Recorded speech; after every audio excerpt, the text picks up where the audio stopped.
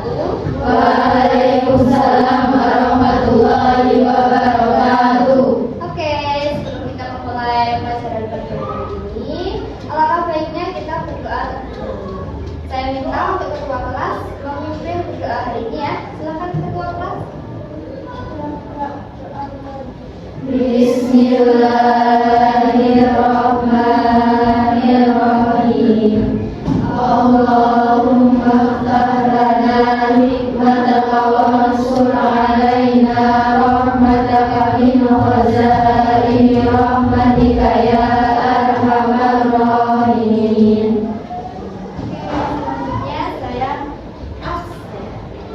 Pertama, Aimatul Salika, Alfi, Angelika, Delia, Eka Ayu, Fitri Rahma, Keisa Sarah, Keisa Putri, Laili, Malika, Melani, Melinda, Nabilatu, Naili, Nita, Nur Asifa, Felinda, Nabila, Ujilaras, Rani, Rati, Renita, Rifda, Safita, Siti Aulia, Siti Nafesa, Urfatul Zahra.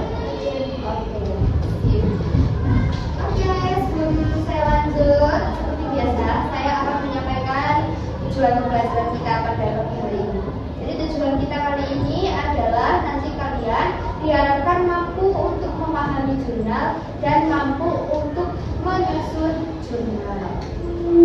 Ya, oke. Kemudian saya juga ingin memberikan kalian sedikit semangat, yaitu saya yakin kalian pasti mampu untuk memahami jurnal pada hari ini. Amin. Oke, lanjut ya. Kita masuk ke materi kita, memahami penjurnalan. Ada yang sudah tahu jurnal itu apa? Ya? Nama saya Ibu Asani yang menjawab pertanyaan berikut. Jurnal adalah catatan sistematis yang digunakan untuk mencatat transaksi berdasarkan urutan waktu. Oke, jawabannya sudah betul, cuma kurang sedikit lengkap. Jadi, saya sampaikan ya, jurnal itu adalah formulir khusus yang digunakan untuk mencatat secara kronologis transaksi-transaksi yang terjadi dalam perusahaan menurut nama perkiraan dan jumlah yang harus didebit dan di kredit. Oke, next. Oke, bentuk jurnal. Jurnal itu dibagi berapa sih dan ada jurnal apa saja? Ada tahu?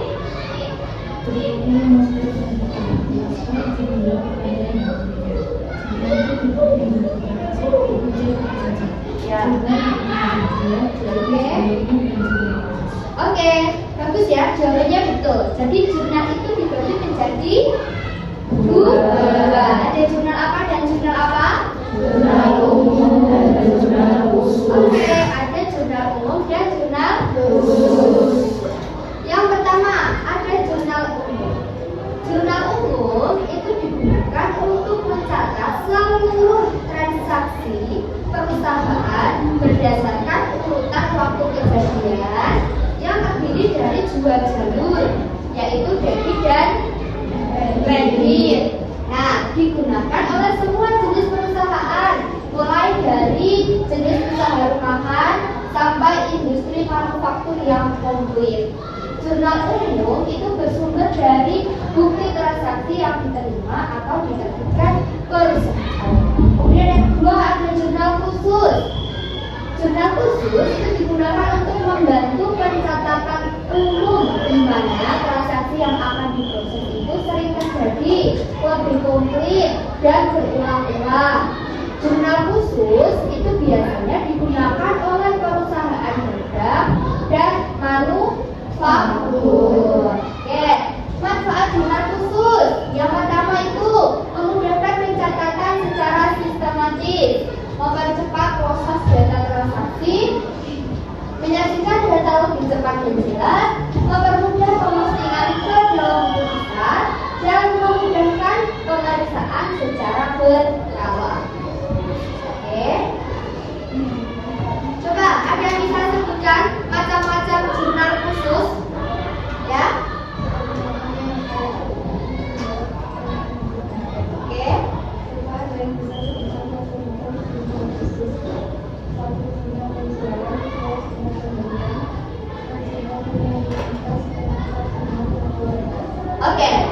Jawabannya betul. Jadi macam-macam jurnal khusus itu ada berapa? 4. Yang pertama ada jurnal apa?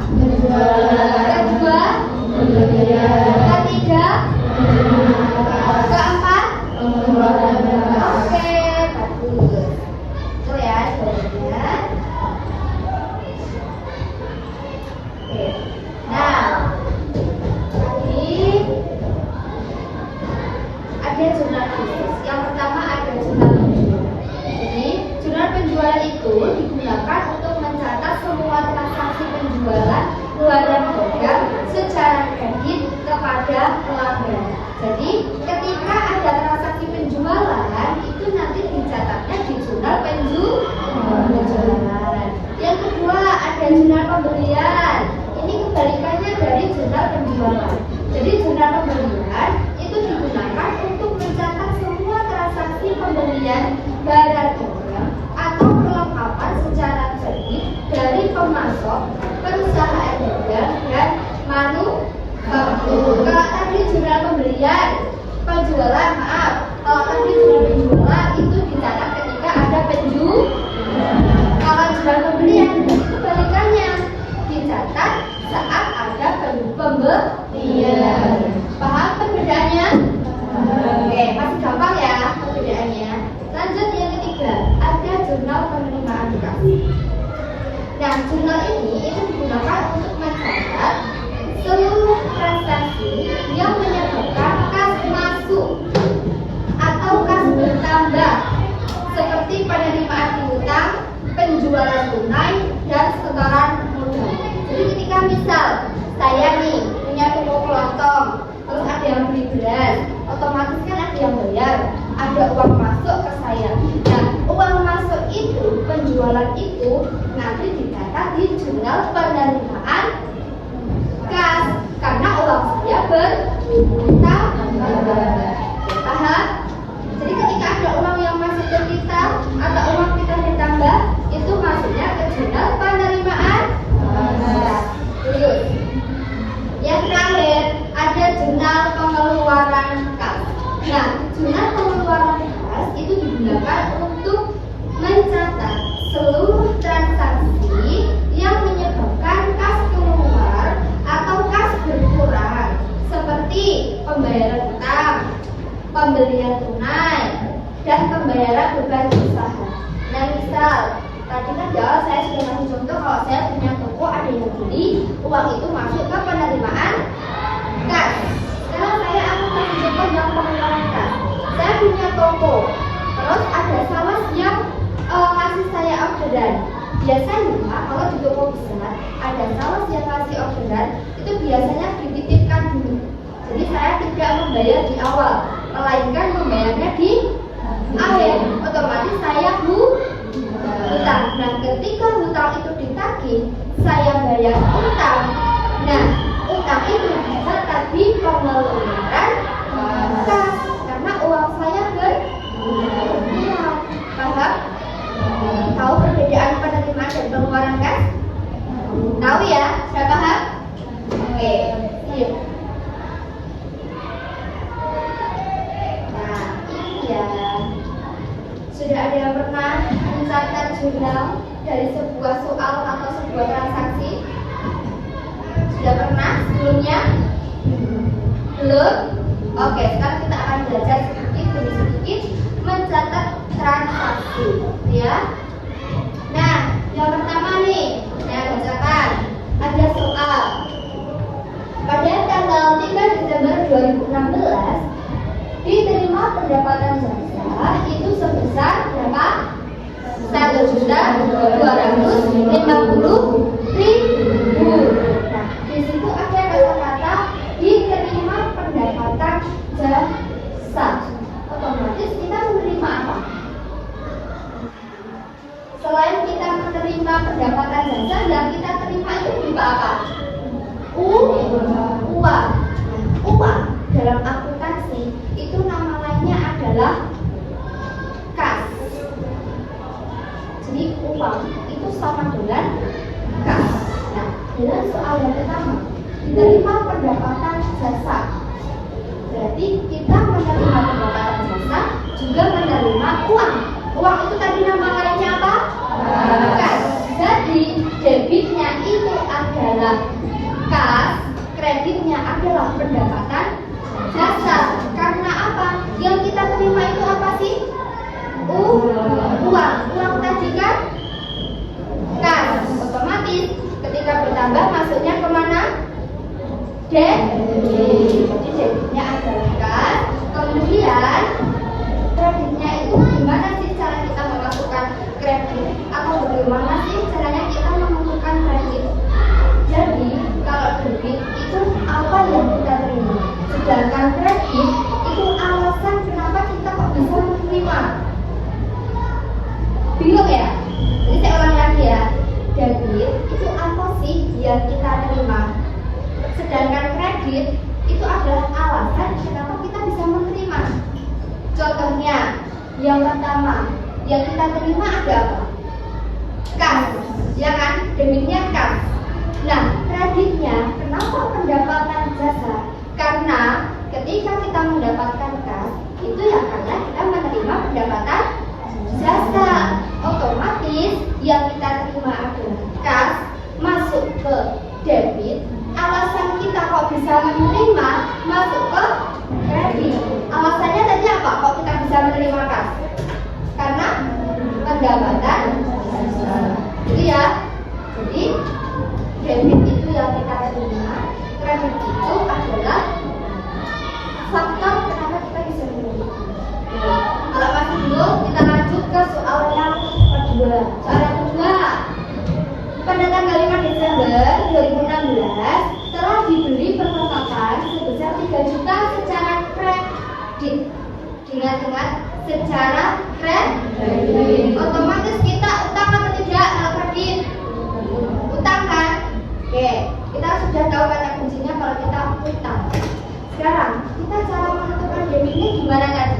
Apa yang kita terima? Kira-kira di soal nomor 2 yang kita terima berupa apa?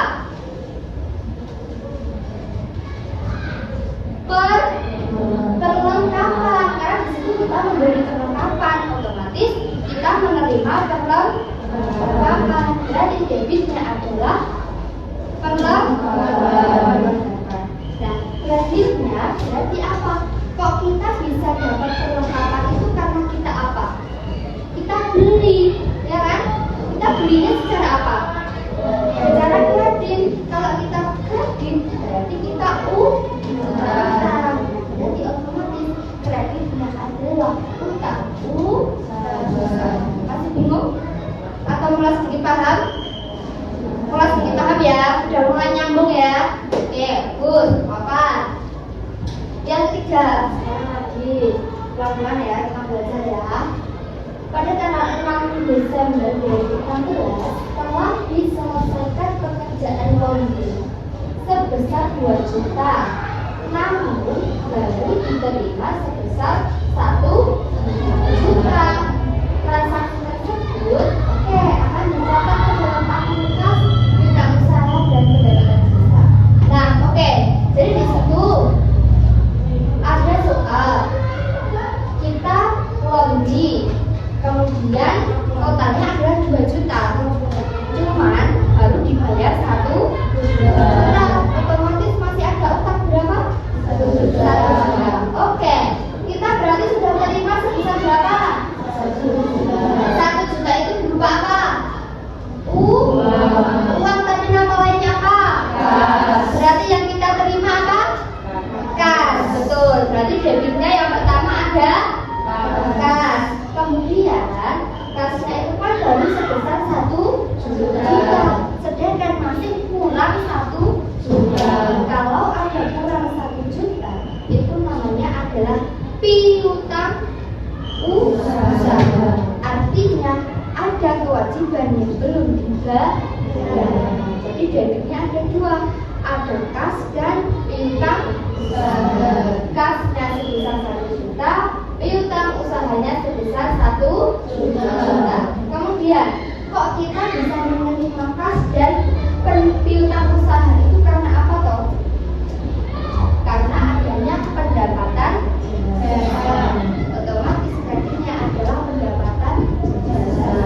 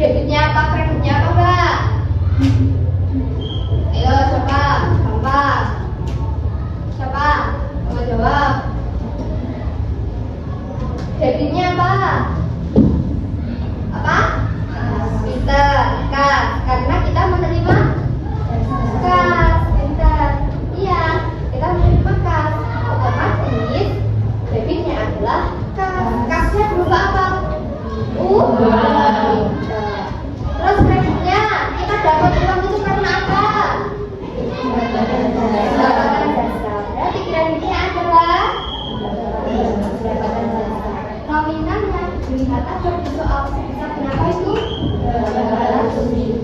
Mulai paham? Atau mulai pusing? Mulai paham ya, nggak apa-apa. Dikit. Lanjut lagi. Pada tanggal 10 Desember 2016 dibayarkan beban sewa untuk tempat usaha selama 6 bulan sebesar 6 juta. Berarti di situ akan dibayarkan beban sewa. Otomatis kita menerima uang beban sewa. Yang kita terima berarti beban sewa. Otomatis debitnya adalah kreditnya apa? Kas. Kenapa kok bisa kas? Ya karena yang untuk bayar beban sewa itu adalah uang. Uang tadi nama lainnya adalah kas. Betul. Paham? Lanjut. Nomor 8. Pada tanggal 12 Desember diterima pendapatan jasa sebesar 1.150.000. Berarti debitnya apa? Apa? Pinter. Kreditnya?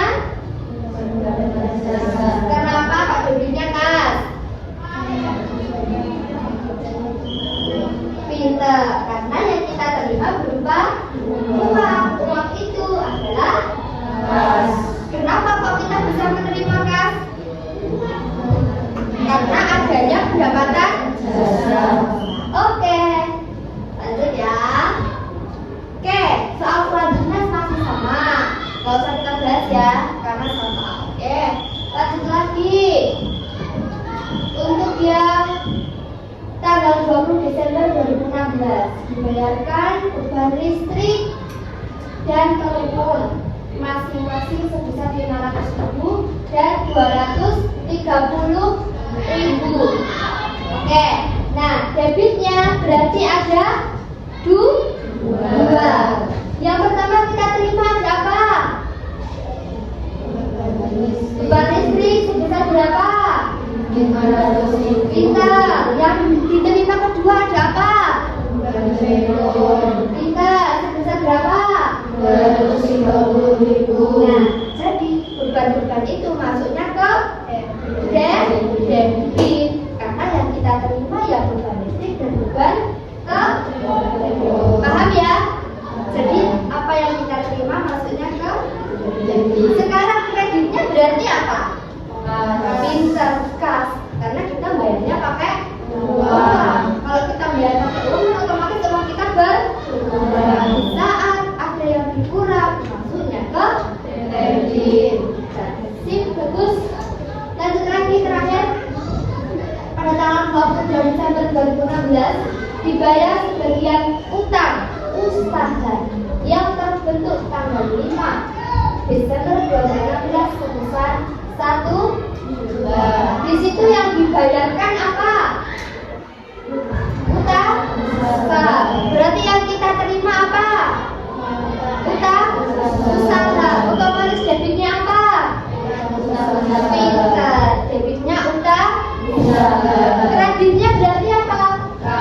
Kas. Karena ketika kita bayar utang usaha pakai uang itu namanya kas.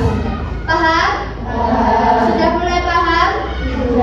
Sudah mulai terbuka? Tepuk tangan dulu untuk kita semua dong. Oke. Ini tambahan saja ya. Jadi sistem pencatatan pembelian dan penjualan dalam perusahaan dagang itu ada dua. Jadi kalau masih kelas 10 itu kita membahas tentang perusahaan dagang. Di kelas 11 pun itu besok masih perusahaan dagang.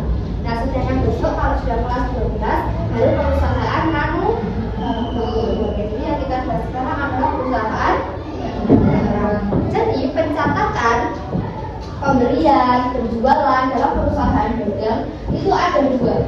Yang pertama adalah sistem perpetual dan yang kedua adalah sistem periodik. Sistem perpetual itu adalah pembelian dan penjualan barang dagangan itu dicatat pada akun persediaan barang dagangan sehingga pergerakan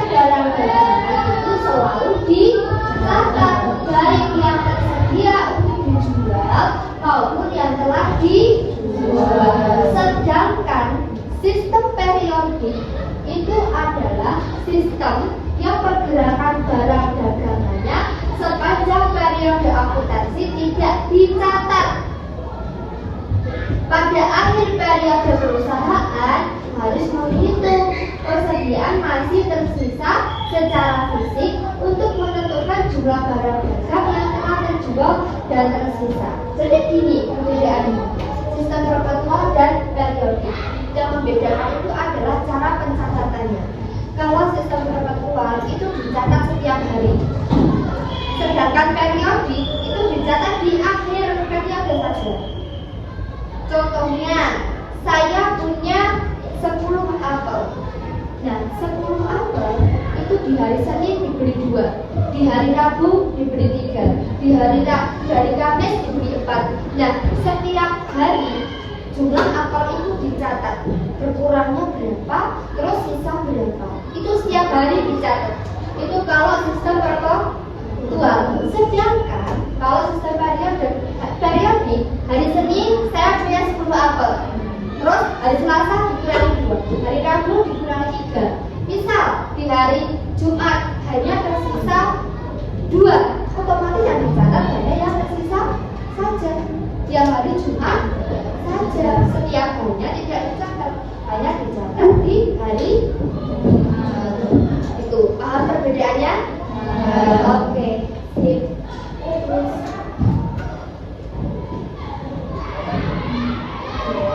terakhir adalah kesimpulan pelajaran kita pada hari ini. Sebelum kita masuk ke kesimpulan, saya mau mengulik lagi, membahas lagi materi kita yang dari awal sudah saya sampaikan. Siap-siap ya, nanti ketika saya ngasih pertanyaan ada yang menjawab. Siap? Siap. Siap? Siap. Oke, pertanyaan yang pertama, apa yang dimaksud dengan jurnal? Siapa yang menjawab? Oke. Perkenalkan, nama saya Rita Safiana. Izin menjawab. Oke. Apa yang dimaksud jurnal? Jurnal adalah tempat mencatat transaksi keuangan dan digunakan untuk mencatat transaksi secara umum, jurnal umum dan jurnal khusus. Oke, bagus. Jawabannya betul. Tepuk tangan dulu. Lanjut pertanyaan yang kedua. Sebutkan bentuk jurnal yang kalian ketahui. Oke. Perkenalkan, nama saya Nabila Tulisna. Sebutkan bentuk jurnal yang kalian ketahui. Jurnal umum dan jurnal khusus. Oke, betul ya Mbak? Siapa namanya? Oke, betul. Jawabannya Mbak Nabilatul. Ada jurnal umum dan jurnal khusus. Tepuk tangan dulu buat Mbak Nabila. Oke, soal yang ketiga. Sebutkan dan jelaskan macam-macam jurnal khusus. Ya. Perkenalkan, nama saya Nila Safiana. Izin menjawab pertanyaan dari penitia. Sebut dan jelaskan macam-macam jurnal khusus. Jurnal penjualan untuk penjualan kredit, jurnal pembelian untuk pembelian kredit, jurnal penerimaan kas untuk transaksi kas masuk, dan jurnal pengeluaran kas untuk transaksi kas keluar. Oke, sip, bagus. Tepuk tangan lagi. Oke, sebagian besar bahkan semuanya saya kira sudah paham. Tidak ada yang ditanyakan? Berarti semuanya sudah paham. Oke, terakhir adalah kesimpulan. Untuk mengakhiri pelajaran kita, sahabat menyampaikan kesimpulannya. Jadi kesimpulan pada pelajaran kali ini itu adalah jurnal merupakan tempat pencatatan awal transaksi keuangan yang dilakukan secara kronologis dan sistematis. Jurnal terdiri dari jurnal umum dan jurnal khusus yang digunakan sesuai dengan jenis transaksinya masing-masing. Dengan memahami jurnal, peserta didik dapat mencatat transaksi dengan benar sebagai dasar penyusunan laporan keuangan. Oke, materi sudah, tanya jawab sudah, kesimpulan sudah. Yang terakhir adalah penugasan. Silakan dibuka bukunya. Siap-siap untuk mencatat tugas yang akan saya bacakan. Sudah siap? Buatlah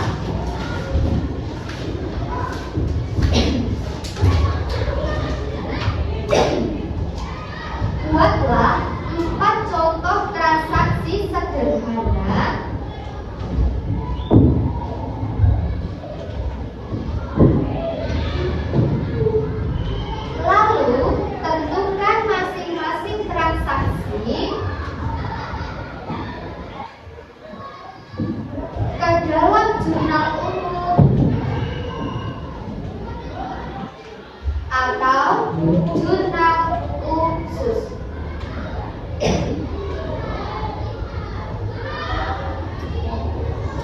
Sudah? Oke, saya harap silakan itu nanti soal yang saya berikan dikerjakan di rumah sebagai sarana untuk kalian belajar dan menambah pengetahuan yang mungkin belum saya sampaikan sebelumnya. Oke? Oke, sudah selesai ya dari pertemuan kita kali ini. Besok pertemuan selanjutnya kita akan membahas tentang buku bahasa. Oke. Sebelum saya akhiri, semoga apa yang saya sampaikan kali ini bisa bermanfaat untuk kalian di masa depan nanti. Oke, yang terakhir kita berdoa untuk pulang dulu ya. Silakan ketua kelas bisa berdiri berdoa. Bismillahirrahmanirrahim.